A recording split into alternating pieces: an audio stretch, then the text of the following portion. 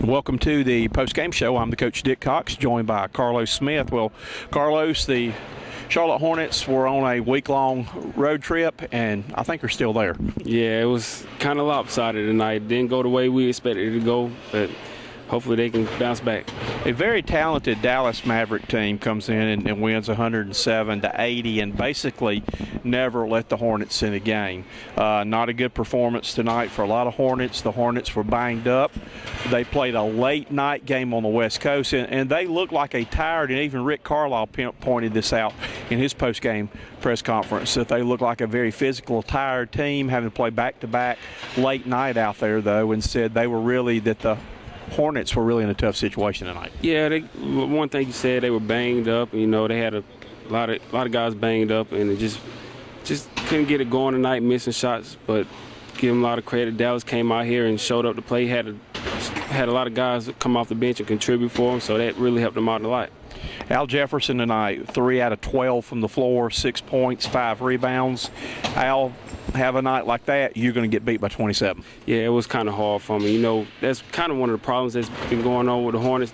They need some help down low for Al in the paint. Usually when they go up against the bigger opponents with two big guys in the paint, it kind of hurts Big Al because he can't get what he's looking for, and then they depend on the jump shots a lot, and if they're off like they are tonight, then you get this kind of result. And again, we kind of pointed this out too several times looking out there. Charlotte only had 7 offensive rebounds the whole game. Al was the only one when he was out there in the paint, and everybody else on the perimeter. So it was pretty much all night long, one and done. They launch a outside J in there, and then the Mavericks had it and were off to the races. And it's only so much Al can do. He can't rebound and defend everybody on the court. So if nobody else is making shots or anybody, they kind of had to play small as well. So they didn't really have anything but Big Al down there, and you got to get some more help from Bart Zeller and the other guys in the paint to give Al a break down there to get some rebounds and try to deflect some shots.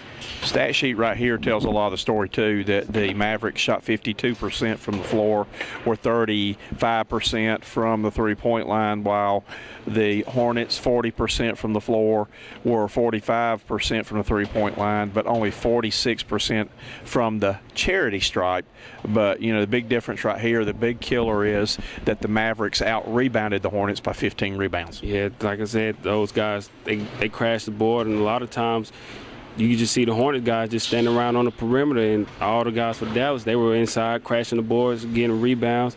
So they just got to try to figure out something to show a better effort on trying to rebound. And it seemed like every time the Hornets would get a little bit of life and make a run, and we talked to him after the game about this, so that Dirk Nowitzki, the veteran for the Mavericks, would step up and just hit one of those shots that you can't defend from a 7-footer that can shoot fadeaway jump shots.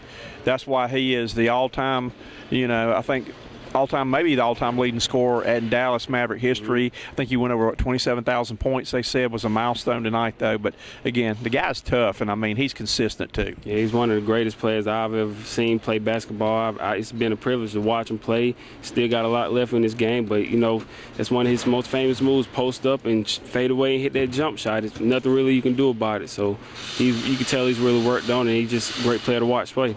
Defensive nightmare trying to cover him at 7 feet tall. Handles the ball like a guard, shoots it like a guard, though. But that's you can't put Al Jefferson on him, and you have to bring somebody else away from the basket right there, though. But and you got to stop and look too. This team has done well in the free agency. Bringing in Chandler Parsons is going to be a big addition to them. Bringing in shooting guard Jameer Nelson, who's playing right now, another big addition. Tyson Chandler, another big addition. This team's loaded up, and I think they're telling people down there too, the San Antonio people and other people in Texas, don't forget about us guys on the other side of Texas over here in Dallas. Absolutely. They got a really deep team, and also Raymond Felton, he's still on his suspension, and J.J. Barea, he's back in Dallas after coming back from Minnesota. He helped them win the championship when they back a few years ago. But they got a really deep team, a lot of guards, and just a lot of talent on this team. And that's something you need, especially with an 82-game season. You need a lot of depth to help you go along all the way to the end of the season. Not a whole lot more we can say tonight. Not a good story tonight from the cable box from Time Warner Arena here, as the Dallas Mavericks come to town and take out the Charlotte Hornets by the score of 107-80. Hornets will be on the road Wednesday, I think, when they travel to play the Pacers, and then we'll be back home next Friday night, though. So hopefully they can get their East Coast legs back underneath them, get back in our time zone, and again, get that West Coast time out of their system, and I think they'll be okay then. Yeah, it's still early in the season. Got a long way to go. These guys will be all right. First of all, just got to try to get healthy. That's one of the main things, because they missed a couple of guys tonight, but it's a long way to go in the season. Just about 11 games down, so they got a long way to go. But these guys get healthy, they'll be all right. Kid Gilchrist still out hurt. Don't know when they'll get him back. Gary Neal out with a concussion tonight, and then Harrison went out with a sprained ankle. Don't know what his status is right now.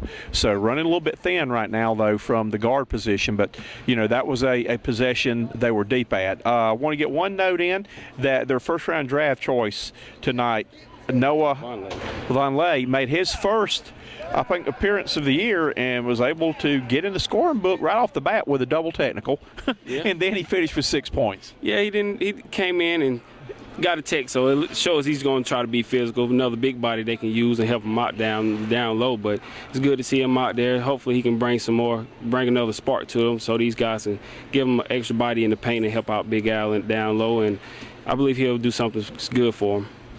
He's Carlos Smith. I'm the coach, Dick Cox. Final score tonight, Mavericks 107, Hornets 80. We'll see you later on. Have a good week. Good night, everybody.